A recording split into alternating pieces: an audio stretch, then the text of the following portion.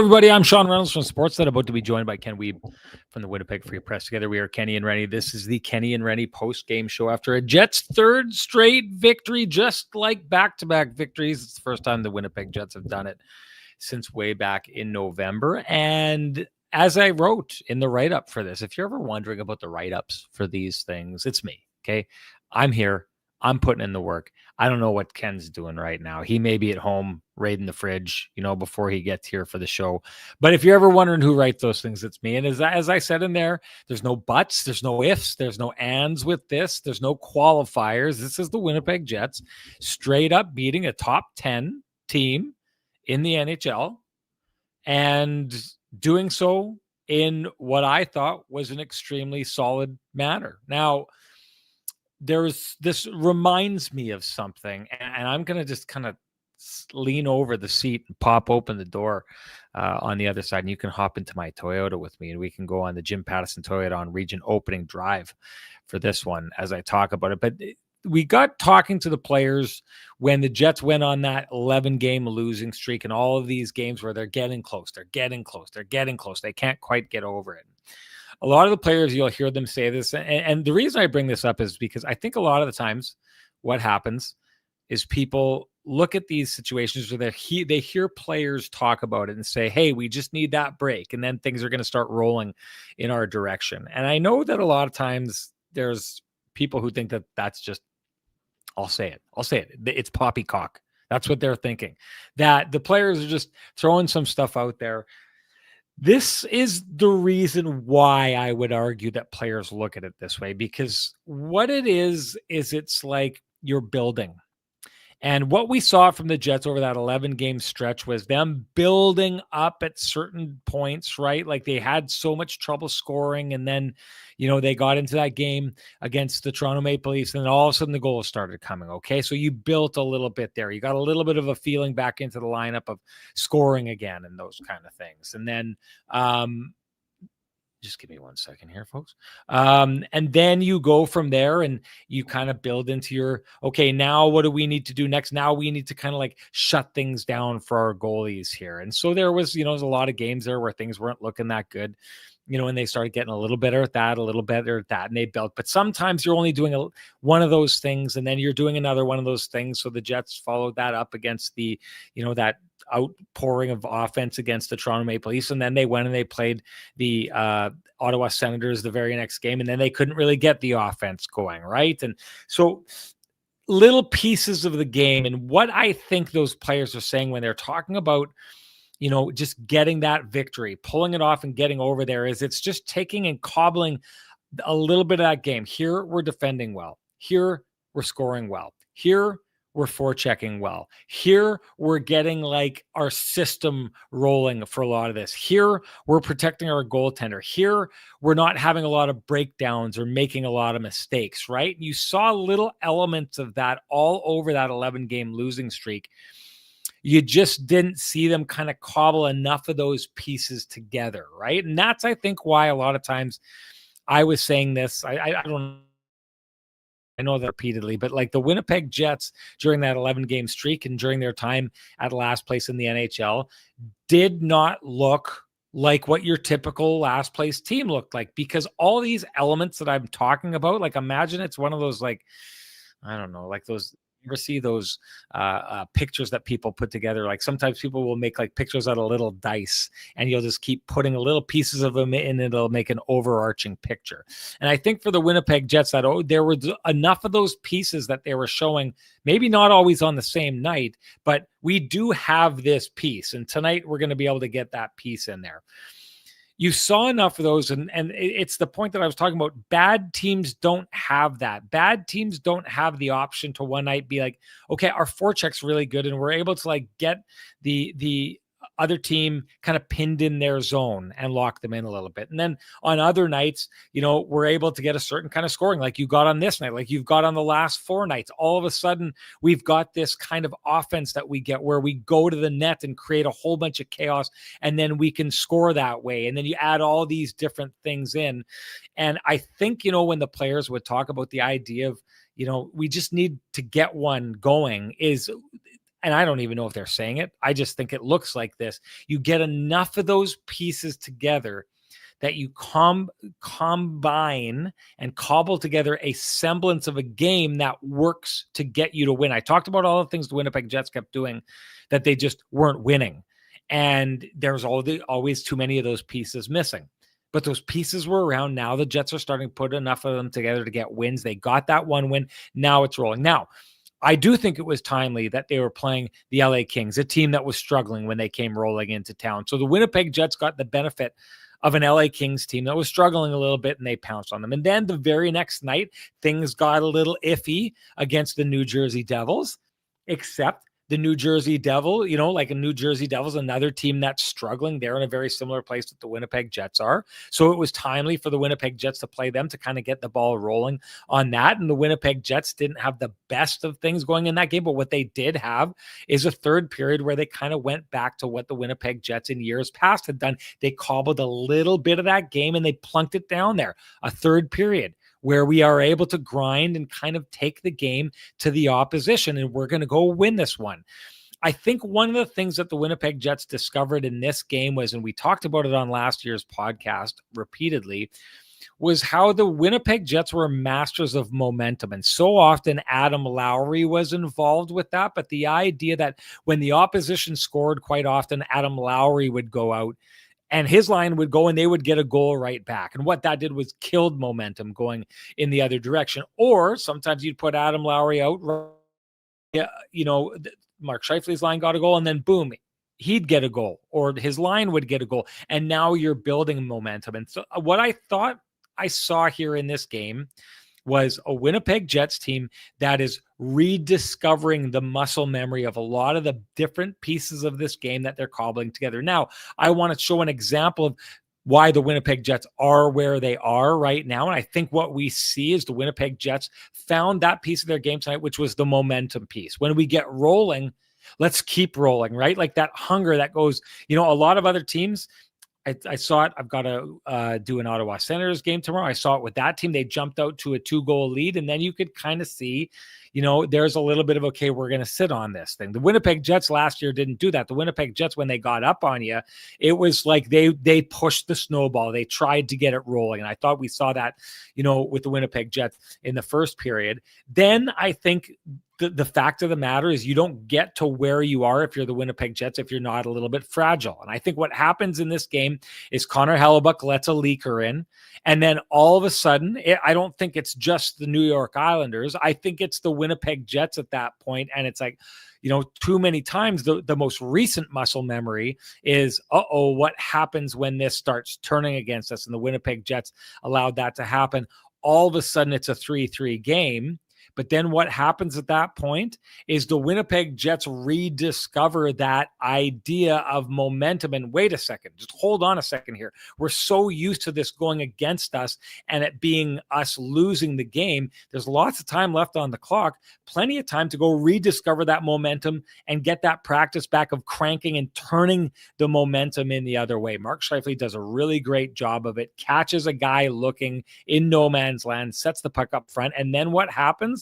The Jets do what they did brilliantly in this game, and we'll talk about it, but they did a really good job of covering it on the broadcast. We talked about it last game and the game before, but if you are a team that does not score well and you don't have super, super talented forwards to pass the puck around and boom, it's in the back of the net, it's pretty simple to just go hard to the front of the net and get the puck there and capitalize on that chaos. The Winnipeg Jets did that tonight. They do it on the 4th goal. They do it on the 5th goal. And that momentum builds enough for them that it allows them to reset and be like, okay, we blew the lead already in this game.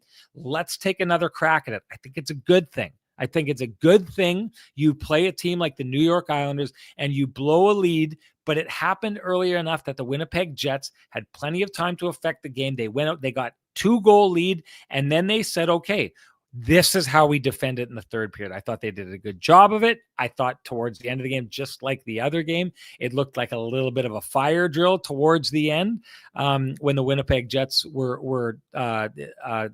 it was a 6-on-5 situation. They survived it though.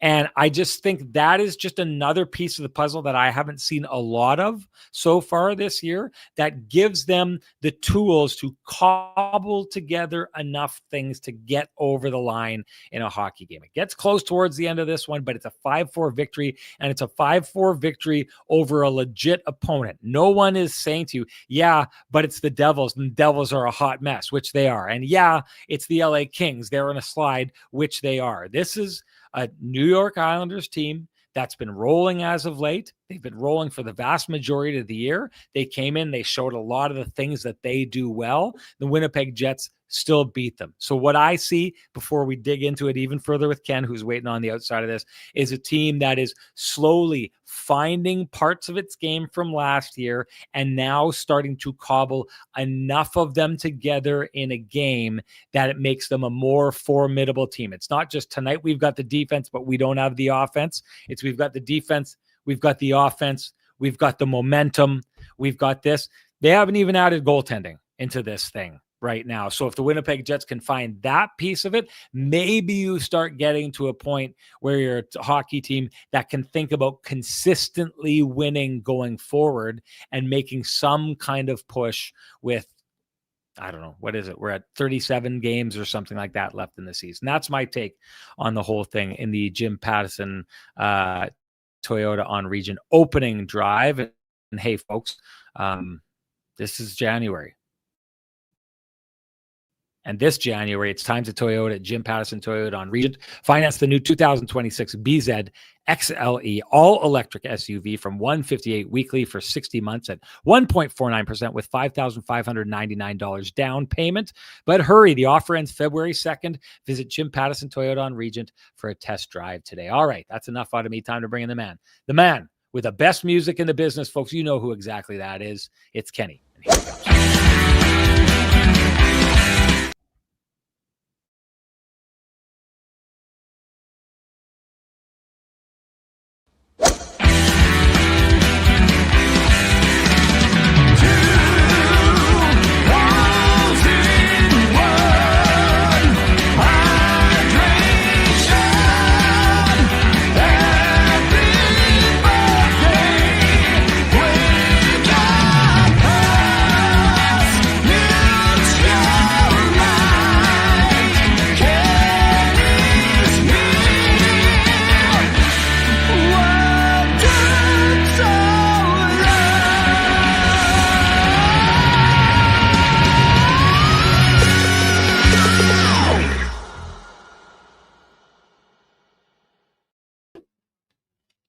We had a good run of we had a very good run of non-technical free going on here, which just wouldn't be the Kenny and Renny show. So if they're starting to show up again just in time as the Jets are starting to find their game, we're starting to find those technical difficulties that have always marked the Kenny and Renny show. So some things can be a little bit off. One thing that's not off is that outfit that you're wearing tonight. Looking great. Love the combination there. The dark shirt, purple tie, the gray suit, looking great. Of course you are, because you went on down to Vittorio Rossi on Corden to have that taken care of. That's what you should do too, folks. Head on down there, walk in, loudly proclaim Kenny and Renny sent you, ask for Frankie and the boys, and they will do you up right. Ken, 3 straight victories. Here come the Winnipeg Jets all of a sudden. What is your takeaway from tonight? Yeah, interesting tilt for sure. Second period, not what we would have expected, Sean, with the reigning Vezina Trophy winner and the guy who might be one of the front runners this year, and Ilya Sorokin. Definitely not expecting a 9-goal outburst, but there was a little bit of gremlin action in terms of some of the goals that were scored. Lots of sifters and screens, and both teams did a good job of getting to the net. A couple of leakers, as you mentioned, a couple of squeakers through the old wickets. But overall, yeah, I mean, entertaining game. I mean, the first period, I don't know, I didn't mind it. It was only the 1 goal scored, but some action going out there. But yeah, I mean, this isn't a banging on the table saying the Jets are back. I mean, the Jets know that they've got a long way to go here in order to be, in the running here in the Western Conference. But I would say, like you mentioned in the opening drive, Jim Pattison on Regent Toyota opening drive, Jets found that part of their game that has been missing for quite a bit of this year. Their ability to respond to momentum shifts, play with a bit of momentum, steal the momentum back, and then get themselves going was something that we haven't seen a whole bunch. I mean, Scott Arniel was pretty blunt, and he was asked about the fragility during the streak, and he sees confidence. And for the most part, the Jets played that third period with confidence. Sean, I know you talked about it also on the opening soliloquy. So yeah, I mean, they didn't sit back, they didn't get tentative. Did a nice job overall. The 6-on-5 goal is another classic where a couple of missed empty nets, and there's there's a screenshot through traffic from Matthew Schaefer, who had an eventful game himself, Sean, getting dinged up on a couple of separate occasions here. One blocked shot and one just kind of a weird incidental contact collision with Josh Morrissey in the first. But yeah, I mean, there's Schaefer in a game that he wasn't quite as noticeable as we've seen in some of the games we've been watching. Still finds a way to get an important goal at the end. Holy smokes. Impressive, yeah. Yeah, no doubt. So that's what I mean. So again, Jets get secondary scoring. Jets get, contributions throughout the lineup, something that has been missing on many and many nights. And suddenly a team that was struggling to score with any level of frequency scores 20 goals on a 5-game homestand. So suddenly averaging 4 a night, which again, it's, a little bit abnormal, but it's more resembling what we saw from the Jets at the start of the year when they were off to a 9-3 start. So not perfect, but I see growth in their game. Oh, Nicaragua. Nice work from the Commodore 55. Greetings from Nicaragua. Nice. I don't think we've had a Nicaragua sighting in the chat room since. But by the way, Commodore 54 is one heck of an 80s reference right there. Well done. Or 64. Commodore 64. He said yes, yeah. 55. So yeah, anyways, I mean, entertaining game. Certainly things to build on. The second period was a wild one. I mean, there were certainly parts the Jets would like a lot, and then there were parts where there was some unraveling happening. So the defensive zone issues are still happening for the Jets at times, but for the most part, they are taking some, let's call them baby steps for now, and let's see where it takes them. I mean, they've got a pretty important tilt coming up against the Minnesota Wild, which, Sean, oddly enough, the Wild, who looked like they were running away from the competition in terms of separating from the pack in the Central Division and the West, suddenly are kind of scuffling. Scuffling is a relative term, but given the role they went on, now suddenly they're not exactly losing a couple games to teams that they weren't expected to lose to. But they ran into some desperate teams and lost a couple of games. So that'll be a fun one on Thursday night again. That's my long-winded way of saying it should be a fun game coming up. Wild are 1-2-2 in its past 5. So interesting times. Yeah. Well, you get to brag about that kind of stuff when you're 3-0 in your last 3. That's how it goes. 3-1 and 1 overall, which Snackatoba making the point here. And I mean, this is it. It's a long season, right? Sure this is how these things go. So it's like, it's why I was very tempted right off the top to give someone the flame and comfort, because they'd said something about like being right back into the race or something like that. And it's like, you have to show now, like you have to show for a long time. And Ken's point puts it out there that it's a long season, long enough that the Winnipeg Jets are still going to have trying times and potential injuries and all those different kind of things going on, that it's like putting together 3 games says, okay, maybe we're starting to find ourselves.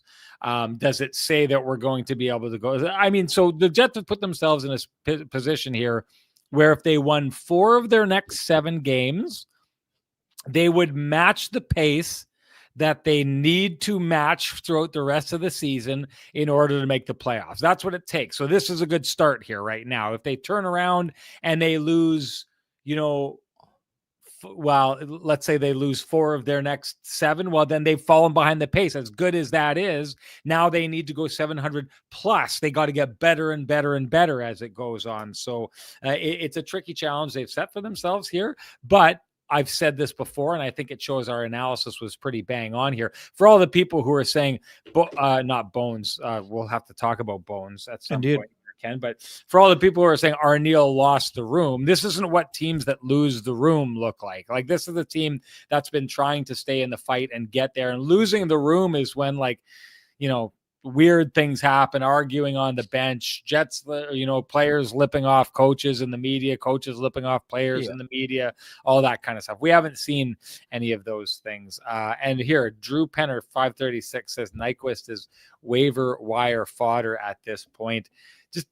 I mean, to the point of it being a long season, how many people in this podcast had called for what I'm going to transition to our next topic here, Ken? How many people have gotten the Pristine Roofing wake-up call? Who are the people who were talking about waiving Jonathan Toews? I mean, how many people out there in the chat room here were saying, oh, you're not producing blah, blah, this, blah, blah, that, waive Jonathan Toews, be damned to all the consequences that would create, or doing that to a legend who's from your city and all those different kind of things. This is what happens, right? Is Drew Penner says this, and it's like, today it's this. And I'm not saying Nyquist is going to turn things around.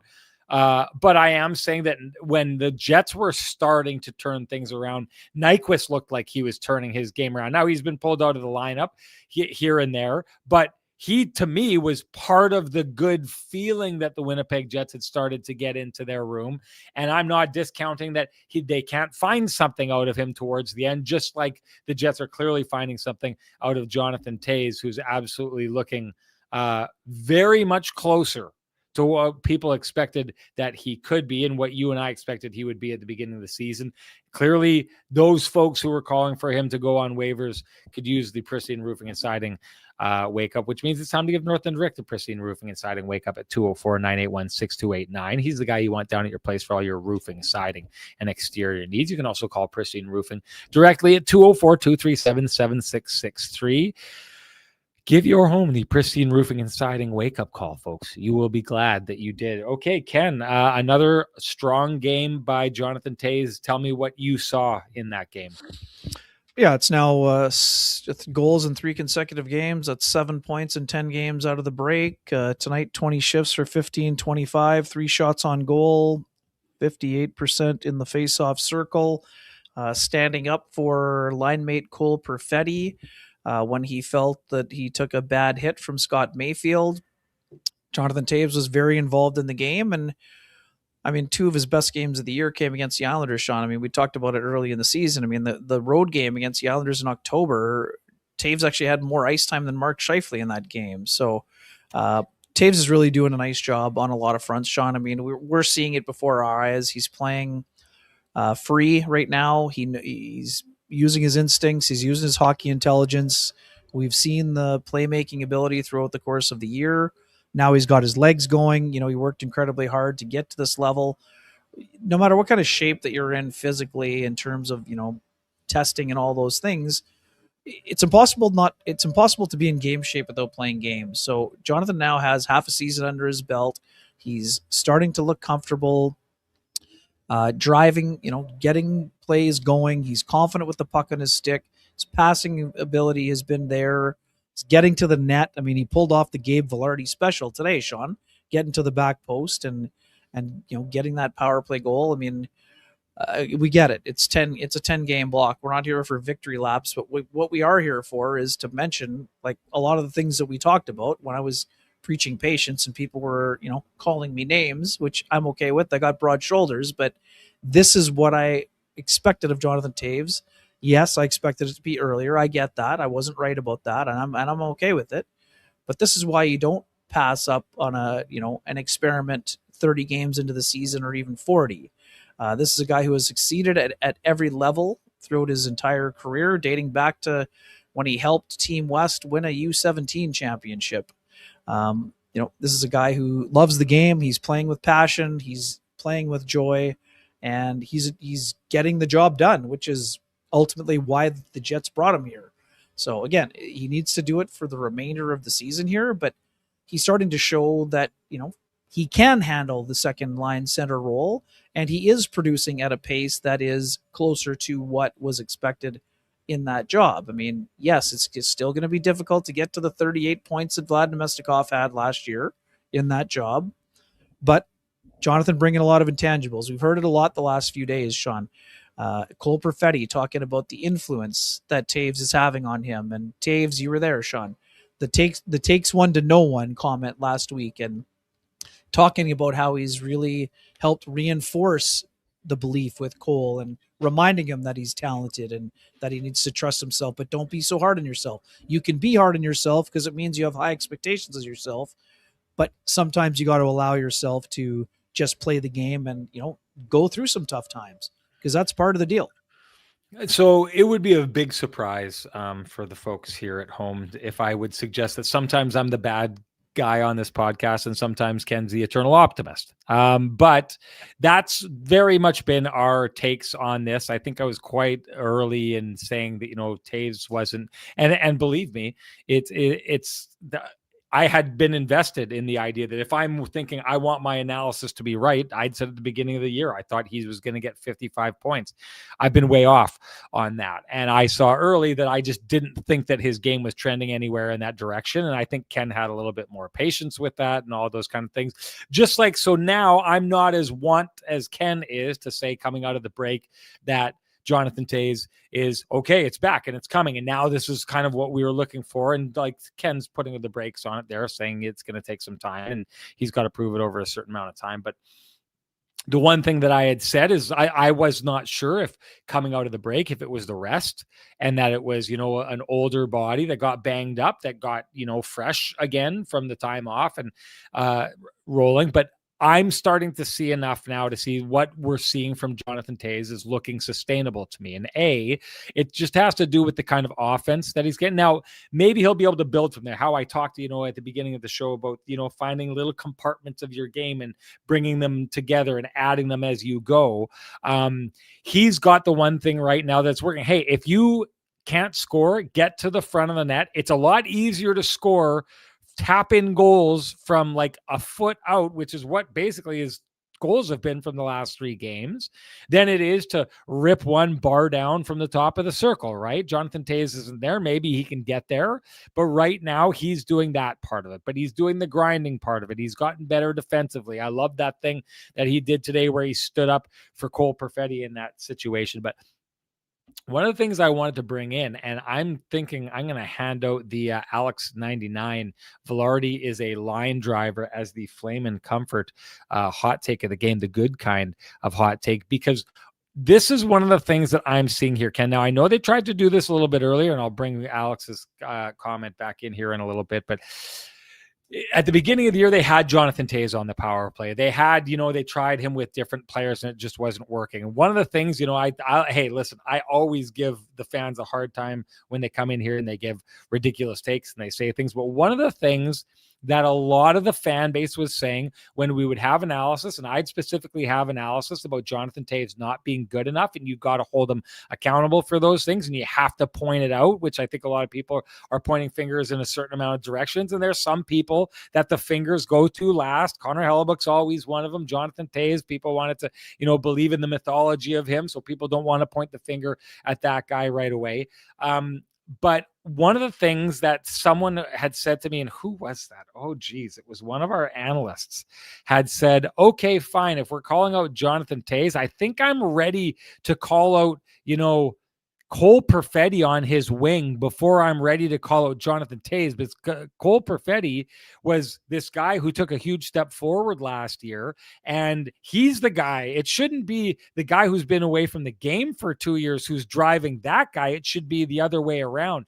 Long way of me getting to this is I think that Alex is bang on here because Velarde to a degree is a line driver, but more than just him being a line driver, what I think it is great players benefit from playing with great players.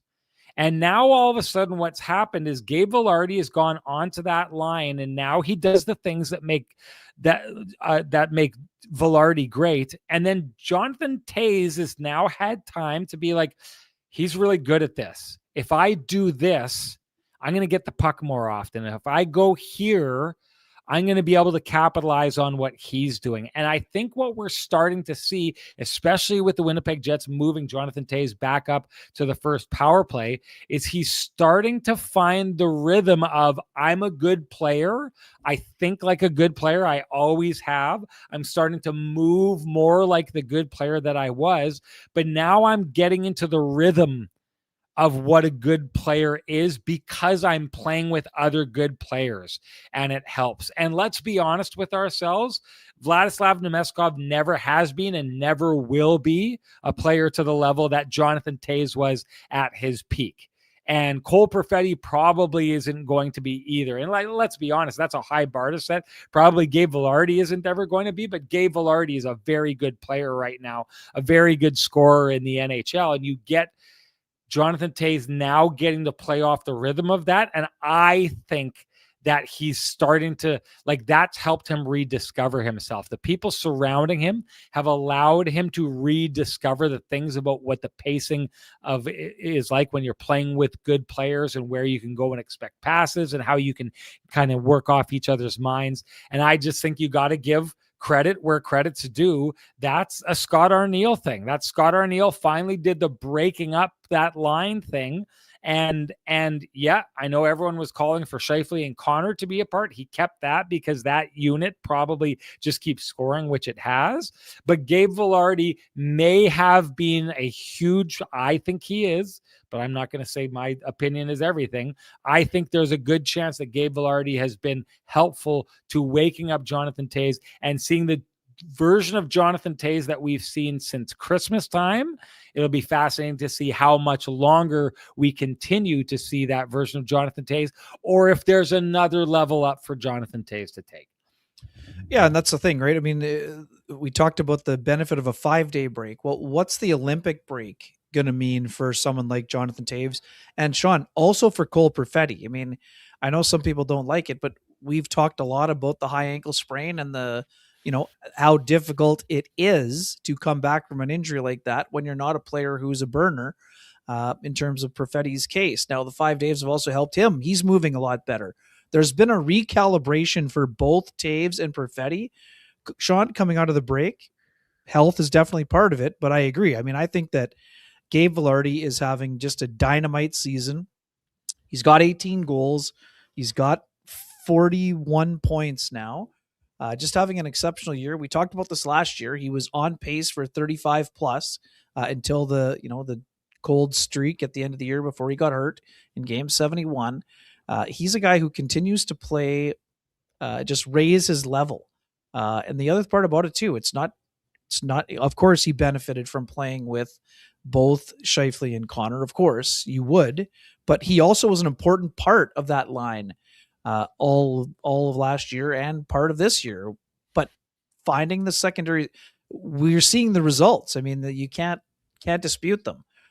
With Vilardi going to that line, it spread out the scoring. That is a fact for the Jets. I mean, they've got 20 goals in this homestand alone, and they're not all being scored by the top line, which is an important situation for them. And yeah, I couldn't agree more. I think Vilardi's a guy who, I'm not saying he wanted to show that he's a line driver, but he is showing that he can help drive a line. Sean, the other part of it too, Gabe does a nice job of keeping up with two really fast players with Scheifele and Connor when he was with them. But these guys all are very deep thinkers, and they play at a similar pace. And again, that's not a knock on those guys. It's just to say that one of the reasons I thought they could work together, even though they didn't work together immediately, was that I love the way that they think the game. Gabe's ability to win board battles and knock pucks down and be really good in tight around the net. Those things are showing really well. Cole Perfetti, Sean, how many times have I said this year? Cole needs to be a shooter on his line. Today, Cole had 5 shot attempts. He's looking, again, we know he's got great vision and he's a great playmaker, but he's got a sneaky good shot. When he's getting involved, it's important. Vilardi is an exceptional passer. Toews, elite vision, really good deep thinker, can get the puck over. So all three of those guys are really meshing well together. And again, this is what Scott Arniel envisioned when he looked on the big board in the summertime and said, man, I bet you if you look at how Cole Perfetti's season, had a great ascent last year with Nemestikov and Ehlers. Think of what he could do with even if it's not peak Jonathan Toews. But this is what they kind of envisioned for those two. And of course, there's been an adjustment. They thought it would be Nyquist on the other wing. Now it's Velarde, and now they're doing a really good job in that role together. I forgot to hand out the Flame and Comfort Award, and in doing so, just hold on one second, Ken. I've added a couple here, a couple that are the not so great hot take. This one from Peg City Scott, who says, "Hot take: Helly is playing not to get hurt for the Olympics." This is just doesn't make any kind of sense at all. You'd want to be like ramping your game up for the Olympics, not packaging yourself in bubble wrap and not, being sub 900 every night. And this one by Tosk Live, who says, "This is a brand new team, amazing turnaround." Just hold on a second. This is a Blake Wheeler pump the brakes moment right there. This pump the brakes. It's 3 straight wins, which is great. It's not remarkable, especially coming off 11 straight losses. It's 3 straight wins, 2 of them over struggling teams, one of them a tight one against a team. Like they're starting to show that they've got something going on here, but like brand new team, amazing turnaround, just brake pumping time on this one, and very worthy. Three of those are very worthy for Flame and Comfort hot takes on both sides of the spectrum. And those are your K&R hot takes, brought to you by Flame and Comfort, Manitoba's premier supplier of fireplaces, wood stoves, inserts, and everything hearth related. After 50 years heating up your world, Flame and Comfort has moved to 1465 St. James Street. And when you get there, you're going to see it's one of the most impressive showrooms in Western Canada. You don't need your hot takes to keep that warm feeling inside, folks. You can visit Flame and Comfort. They will take care of it for you. I wanted to just break down the offense that the Jets are getting a little bit here. And one of the things that I find are important for them. So one of the reasons, because like if you see this game, there's a lot of games in the past, even in the last couple of games here, where I've said it's like the return of the hockey gods, right? Like the Jets are getting these lucky bounces. And even before they started winning, they were getting the lucky bounces. It didn't take lucky bounces here tonight. And I did say it last year. Hey, the Winnipeg Jets had an enormous amount of lucky bounces last year. That's just the way it went. But the Winnipeg Jets were also a team that consistently made their own bounces over and over again. And that's what we saw tonight. No lucky bounces, just making your own bounces. And how the Winnipeg Jets do that. So how do you become a team that consistently scores from the point, the way the Winnipeg Jets are doing now? And it's a couple things. And clearly I think this is the thing that was missing from the Winnipeg Jets before. And I thought the Mark Scheifele assist on the Dylan DeMello goal is the perfect example of it. It happens again afterwards, but this one is just perfect. If you go back and you look at this, what you're going to see is Mark Scheifele is down there and he's got the puck, and I think it's Schaefer who's checking him at the time. And there's a bunch of guys scrumming below them. And this is the important part about this, because what the Winnipeg Jets do really well is they take all the focus and they throw it in the corner and they go to work and they go to battle.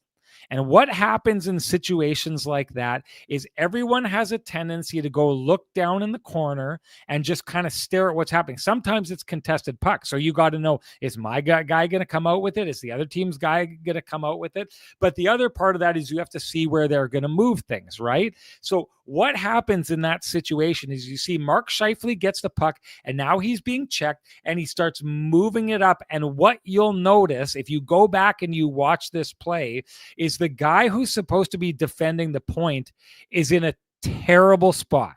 Okay.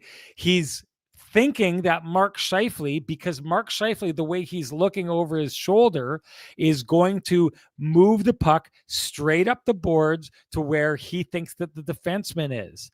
And that's going to give him an opportunity to try and get to the wall and steal the puck. That's what the defender is thinking, except that's not what happened in that situation. In that situation, Dylan DeMello has moved to the center of the ice into a position to shoot. Why doesn't the defender recognize this? Because of everything I've talked about. The way that the Winnipeg Jets grind in the corner like that, it creates watchers on the ice. Defenders who are watching in one direction, and then the Jets do a good job of the guy they're supposed to be covering is at their back. And now when they move them, that defender doesn't see. So go back and watch that play if you have an opportunity to, and you'll notice that when Mark Scheifele passes it to Dylan DeMello, the defender who's supposed to be defending Dylan DeMello is in the middle of nowhere. He's not defending anything. He's in no man's land. He's definitely not in any position to get to block the shot or shut down a shooting lane for Dylan DeMello. It gives Dylan DeMello time, and now he shoots it, and he shoots the perfect shot. But that goes in not because it's the perfect shot. It goes in because the goaltender can't see what's happening because he's got a guy in the front. And this is what the Jets do well. They go in the corner, they grind, they get you watching, they get the puck out, they capitalize on the watchers, they move it. Now there's a clear shot. And what they do is they go gangbusters to the front of the net to create the chaos. You heard Kevin Sawyer talk about it on the show. He talks about guys showing up on time. Get to the front of the net right as the shot is coming and create that chaos. But that's what the Winnipeg Jets are doing now that they did last year that they hadn't been doing at the beginning of the year, is that thing where they were free. They'd get guys to the front of the net, but the guys who had the puck on the point wouldn't have clear open shots like that. When you've got clear open shots like that and the goalie's screened, you can pick corners all day because you have time and you don't need to shoot really great shots to get there. That's what the Jets are doing well, and it starts with the grind in the corner. Yes, you got to have a guy at the front of the net. Yes, you got to have a guy getting the shot from the point, but it all starts with the grind in the corner and the recognition of what that sets up. And once it starts to set it up, abandoning the corner, rushing to the front of the net, creating that chaos.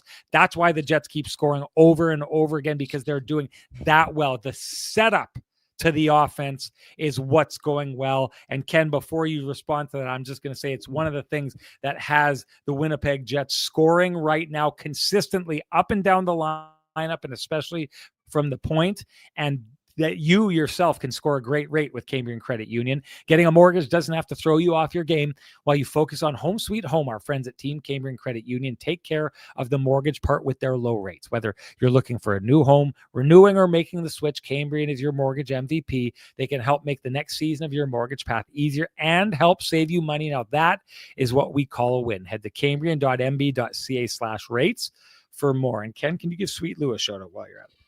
You bet. For folks who have realty needs you'd like to have met, contact our main man, Lou Ferlin, at Royal LePage Dynamic Realty, 204-791-9971, or at the office, 204-989-5000.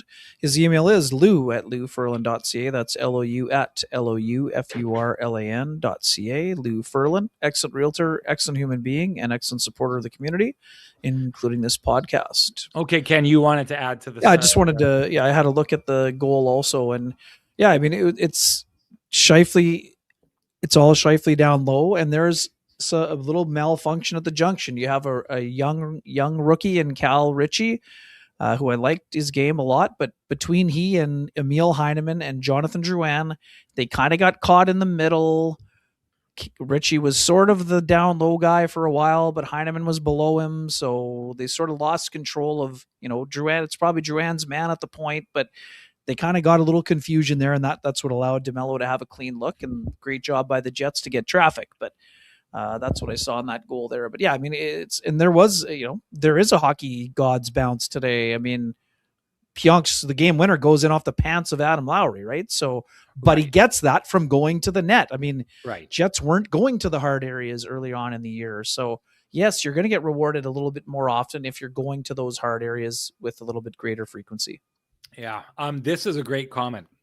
Your boy Bruce says maybe they don't have the same horses as last year to maximize their system, but they're now adjusting to the way they play their system, finding ways to tweak it and play to the strengths they do have. I agree with this, and I think the what I would say that I see that jives with what Issue Boy Bruce is saying here is they don't have that first point of contact kind of speed that makes it so the other teams can't get it out, but they're doing a better job now of getting in into the zone and then recognizing it's time to grind and setting up the grind that was so easily set up by that forecheck last year.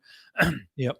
But there's no reason. And someone who I talked to about this system, who had, very intimate knowledge of the system, had said to me, they should be able to play it better than they are. It's going to be difficult for them to play it,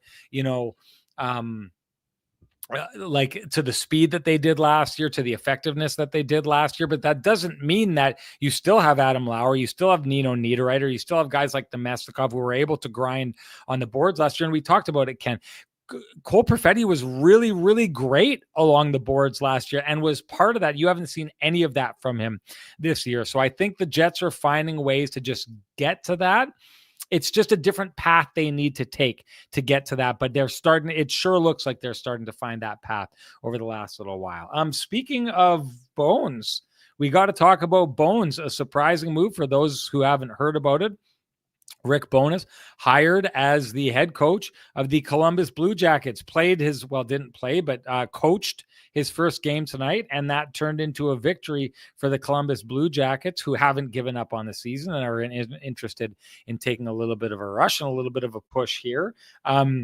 Rick Bowness, great track record. Basically, since he came back to the bench as being a head coach, a great track record, 2 for 2 when it comes to grabbing teams and kind of like elevating them to a different place. Like the Winnipeg Jets are what they are because of what Rick Bowness the turn that he had them build. Now they're looking for a similar turn out of the Columbus Blue Jackets. Ken, your thoughts on the move? Were you surprised? What do you think is going to happen with it? Kind of take the free reign of the commentary.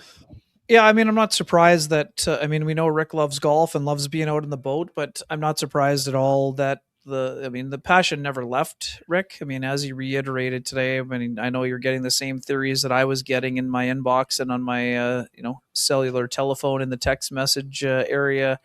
About everyone comparing this to, this is like when Paul Maurice left the Jets. I mean, Rick had health issues and his wife, Judy, had health issues also.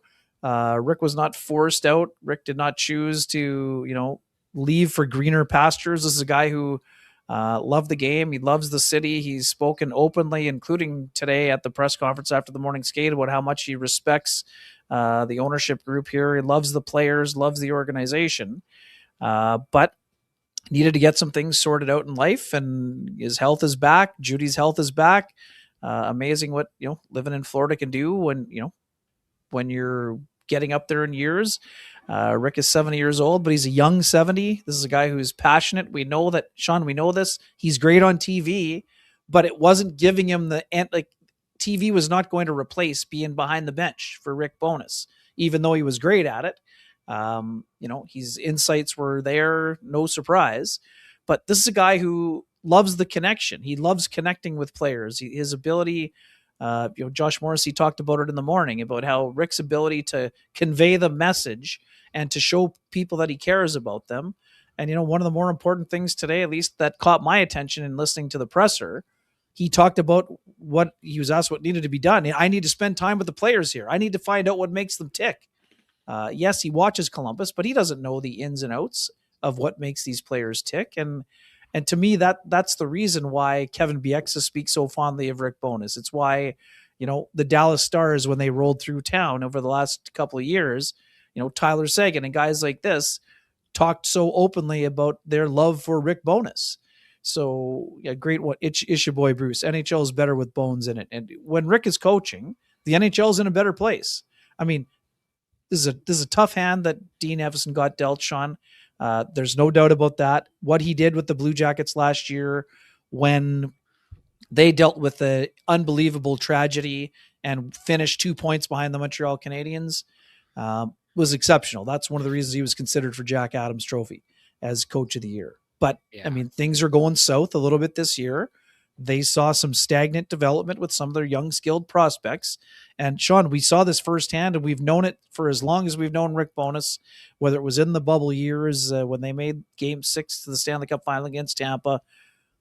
Rick is known for defensive structure, but he's an aggressive coach. He's not a 1-3-1. He's not a left wing lock. He's not a sit back and relax and make the other team make a mistake. He is a aggressive coach. He wants his teams to play aggressively in all three zones. That helps get offense from good defense. He can be hard to play for, but it comes from a place of love and caring. I think he'll do a good job there, a really good job. The biggest issue that Columbus has, and no offense to Jet Graves, who's having an okay year, but the goaltending hasn't been good enough there. So even though I think that he can install a structure that would be successful, it's going to be tough for Columbus to make the playoffs because I think their personnel needs to be upgraded in order for them to kind of lay out a few things that would be, would necessitate, would be a necessity for them to make the playoffs. That's not to say that they can't. I do think that Rick will help them improve, but the East is pretty tight and they're going to have to jump over a bunch of teams. So, well, I'll tell you this, when it comes to goaltending, if you take a look at what the Dallas Stars survived to get to the Cup final when they had Rick Bowness doing what Rick Bowness did there, and how good all the goalies that he had looked under him there, and how good all the goalies looked. Hudobin that year, right? They had Hudobin. Yeah, Hudobin. And to this day, Rick Bowness will still tell you he thinks that they would have won that Cup that year if they wouldn't have lost Ottinger. But the goalies that played for him in Winnipeg, they all looked really good. Why? I mean, I tell you what I've been telling you for years. It's the system. The system makes the goaltenders look, at the peak of their game. So, I mean, maybe that's going to give them an opportunity to turn around goaltending. There are a couple of things that I saw. There was they showed video of the game of him talking with the team before that. And all I could see, Ken, was the look of the players. And the one thing that Bones is a smart guy and Bones handle things well. And he does so with honor and he does it with honesty, all things that I think really help him out. One of the things that he does not do is he doesn't duck away and hide from the hard stuff. When he feels like he needs to go at his players, he do it. You all saw it in that series against Vegas when he came out and went after it. That stuff's not easy to do. You have to walk into a room afterwards and find a way to get back on the same page with those players when you do it. And Rick Bowness headed out and he did it, and the team got better because of it. He does all those hard things, but you touched on it. The thing about Bones is he connects with his players on such a strong and deep level. And the one thing that I saw, Ken, was when he's up and he's talking in front of him, every single one of those guys looks at him, and I'll tell you what it is. He's an instantaneous father figure. And I'm not saying he's trying to replace your dad or anything like that, but what is a father? For the most part, your father is the person that gives you strength and that you trust implicitly, right? And cares for you, right? And that's the one thing that Bones makes so evident. He gives you strength. Hey, Josh Morrissey, you can be better than you think that you are. I think you can be one of the best defensemen in the league. That's how you should be looking at yourself. There's strength. Trust. I will go at you. I will go at you when you're not playing well. I will call you out. I will be honest. That's trust right there. I will tell you what you need to do to get there. And the caring, that's self-explanatory. I looked into that dressing room and I saw a whole bunch of guys who had just met this guy and already were and there was one guy, Ken, and I was not surprised by it, but Charlie Coyle, who's an established veteran in that room, the look on his face that he had, and then you could just see Rick did this thing where he gave his little talk and he's like, he's done. And then he walked around and he walked up to every guy slowly, methodically, and gave just fist bumps to every single guy. And what is that, Ken? It's I'm coming to meet you where you are. And here, I'm looking you in the eye and fist bump. Each of you gets my time. Each of you gets my attention. I see each and every one of you. And the look on Charlie Coyle's face to me, Ken, I was like, that guy looks like he is fully invested now. And if I'm correct, I believe Charlie Coyle scored in that game. I think he scored one of the first goals for them in that game. I wasn't surprised about it. That's the power of Rick Bowness, because he's going to have those guys walking away, and those guys will not be able to, they won't be able to help but be inspired by and play for that coach. And sometimes that's enough, especially when you're feeling lost. And if you're trying to figure out your own game and you're getting in your head about your own game, I just want to play for that guy. I want to make that guy happy. And then it just starts kind of organically coming out of you. I think that they've had a really good roster, a lot of really young guys, and things have been difficult to turn there. If there's a guy who's going to get the best out of those guys, just like he did here in Winnipeg, I think Bones is a really good idea. I'm still surprised, Ken. I would have thought if he was coming back, it was going to be for a Stanley Cup contender within the next couple of years. And as much as I think that there's potential in that market, I don't see that kind of potential. Yeah, at least not right now, right? I mean, they've been a market that's been interesting, right? I mean, they've had players who departed. I mean, they've had teams that have built. They had a great series, a couple of years ago. The Pierre-Luc Dubois series with the hat trick against Toronto. But they just haven't really been able to get over the hump. I mean, it's a great sports town, and I think it's a good hockey market. But they've had a lot of losing there. So again, this is not a 1 year fix to me either, Sean, but I also could see a scenario where Rick is also coaching the Blue Jackets next year and to me, this is reminiscent of his time with the Jets. I think Rick was brought in. I think Rick obviously got to work on changing the culture right away, but I think this is going to be a situation where he's like, I can win with these guys, but you're going to have to make some other changes here. I could see that being part of why Don Waddell wants him in Columbus. What we also know about Columbus, they've got a really high-end coach in Trent Vogelhuber down with the Cleveland Monsters.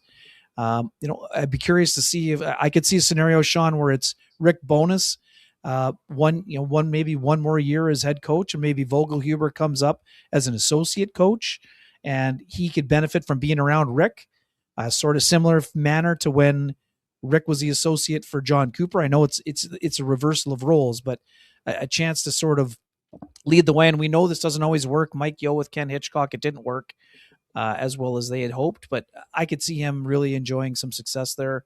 But again, their roster needs to be upgraded, even with young guys like Fantilli and some of the other players that they have there. I think and with Denton Matejchuk, we talked a ton about him, the Manitoba product, Sean, but I think it's great for the game to have Rick back. And as you mentioned, I mean, I would have thought that it was more likely for him to join a team that's closer, but that's also a reminder that he just missed it so much. He wanted to be back. And that's probably why he ended up where he ended up. Well, one thing I will say, Adam Fantilli, Denton Matejchuk, Kent Johnson, like there is a lot of young guys that if he's able to have what I call the Josh Morrissey effect, but even like the reason Kyle Connor's game goes, you'll see Rick Bowness came in, he instilled that defensive structure. Everyone's numbers kind of came down and then they shot way up. And Mark Scheifele does plenty of work on his game. So does Kyle Connor. They always have, but I think Rick Bowness helped to take those players to another level. He clearly did that with Josh Morrissey.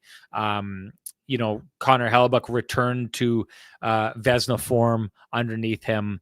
All these kind of things. So that there is they're one of those teams that we may look back a year from now and be like, well, of course that was a good move. Look at all the great young talent on that team that was just waiting to break out, and who knows if they start going, maybe they become interesting and maybe he sticks around a little bit longer. But you are right. Elliott had said, on one of his interviews today that he sees them bringing in like a young coach, which kind of sounded like they were trying to do the same model here, as have another coach who's groomed to be coming up and taking over afterwards. But I was surprised at first, but it's, as someone said, it's good to have Bones in the league, a guy who knows how to handle dressing room issues all the way around the dressing room in every single way.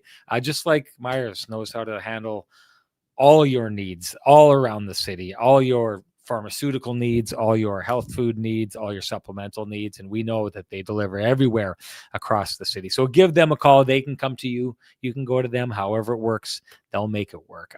Ken, your Johnston Group got you covered. Play of the game. Oh, sorry. I just wanted to wrap that up. Former Jet Mark Letestu is also someone of interest in the Columbus area. He's a first-year head coach with the Colorado Eagles this year, doing a great job for the Avalanche farm team, primary affiliate. So, and he was he played for the Blue Jackets also. He could be someone of interest in that associate role as well, depending on, if Vogelhuber wants to just wait it out for a head coaching job. Anyways. Johnson Group, nice blocked shot by Danny Zhilkin with just under 5 minutes to go, Sean. We talked a lot about, it's your boy Bruce mentioned maybe they're just adapting to the system. I think that's true, but we also can't ignore the fact that since Cole Koepke and Danny Zhilkin came into the lineup, they're also playing with a lot more speed. And this way, these are little plays, sacrifices that players have to make. Nice block shot, I think, is where I'm going to give a tip of the cap to in this one here today. I will accept it. I will accept it, Ken. And hey, do you run a small business in Canada? Look to Canada's #1 employee benefits plan, Chambers Plan, to give you a competitive edge. Chambers Plan is the simple, stable, smart choice for over 30,000 businesses countrywide. So visit chamberplan.ca and you can learn more. Your hashtag the keg save of the game, Ken. What do you got? I think there was a really good redirection in the second period. It was actually tipped by Neil Pionk, but it was a point shot. It wasn't from Schaefer. I think it was from Adam Pellick on the right side. But Hellebuyck did a really nice job of readjusting himself to kick out the right leg. So to me, in a night where both Vezina Trophy guys probably would have liked a few more saves, I thought that was a nice one from Hellebuyck.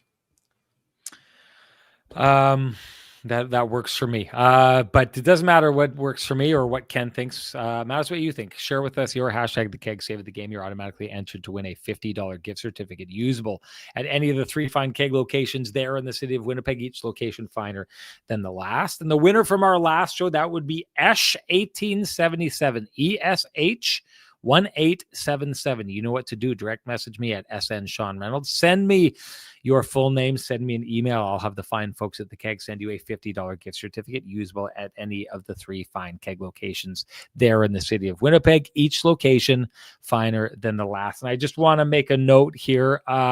Renny fell down in a big way with the keg gift certificates. I fell way behind. You're back though. You're back. We're back. Renny's back. Everyone has been has had everything put out. We got all caught up. Everything is done. So we start fresh. Esh 1877. The one thing I will say is there was one person who did not get a hold of me for the keg save of the game. Sorry.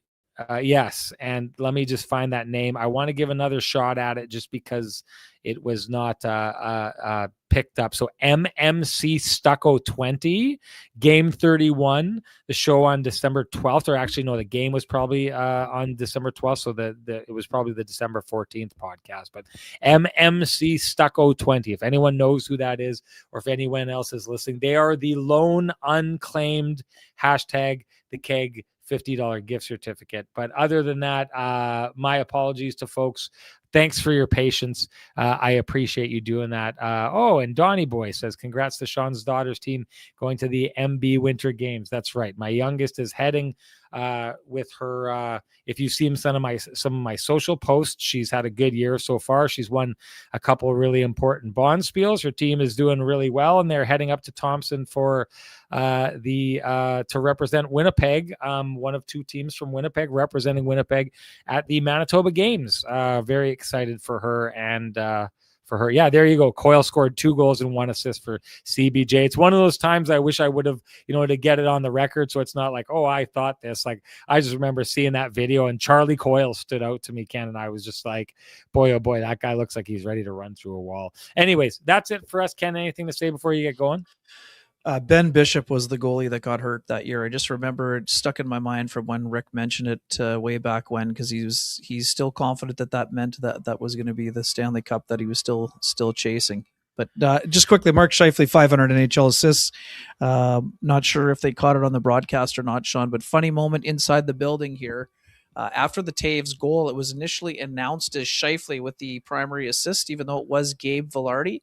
They panned to him on the bench and to salute the 500 assists, and Scheifele's like, "That's not my apple." Yeah, which is kind of funny. So he ended up getting it a few shifts later. But we talked about Mark Scheifele, his production and consistency and all those things, and just another exceptional achievement. And Sean, Braden Point went down. He's week to week, and we don't know. Maybe I'm sure everyone in Canada is hoping that, or most people in Canada are hoping that Braden Point gets back. We know he's a great player. He's a great person. We've covered him in Stanley Cup finals before, Sean, but it's another one of these guys who's banged up, and we know the facts are that Mark Scheifele is on the reserve list for Team Canada, and he still has a chance to make it, and he's going to do everything in his power to show as best he can leading up to the Olympic break here. So we'll monitor that situation closely as we move along here with Braden Point and that knee injury.